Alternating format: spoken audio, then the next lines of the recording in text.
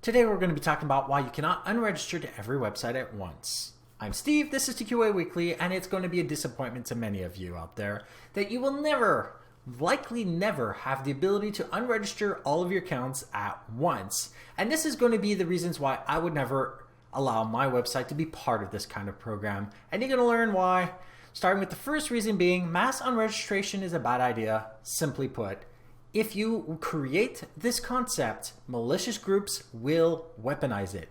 Imagine not having to deal with just a hacker on one website, but having a hacker delete all of your accounts at once. What are you going to do about it? Dealing with one website is already complicated enough. Imagine if you had to deal with all of them, and it's possible that some websites do not have a backup to your account, and it will simply be lost.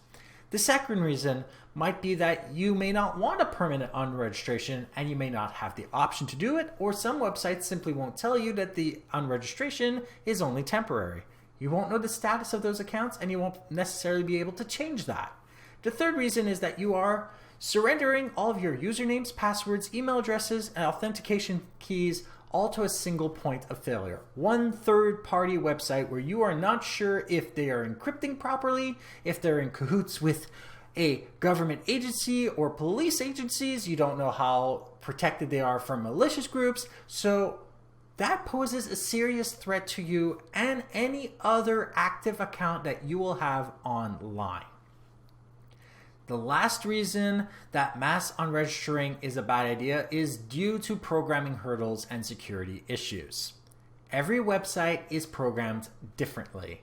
This would only work if every website had a standard that everyone followed. And if we did, that would make every website easily hacked if we all had the same bug.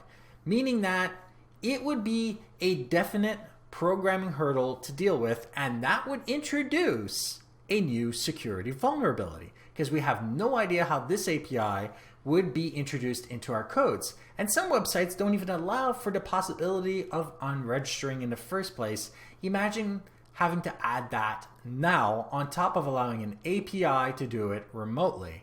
And it is arguably a bad idea from a security standpoint to allow a small group of third-party websites the ability to unregister users, as it may cause some malicious groups to seek out the technology for their own means in order to overtake account names for mischievous and malicious intents.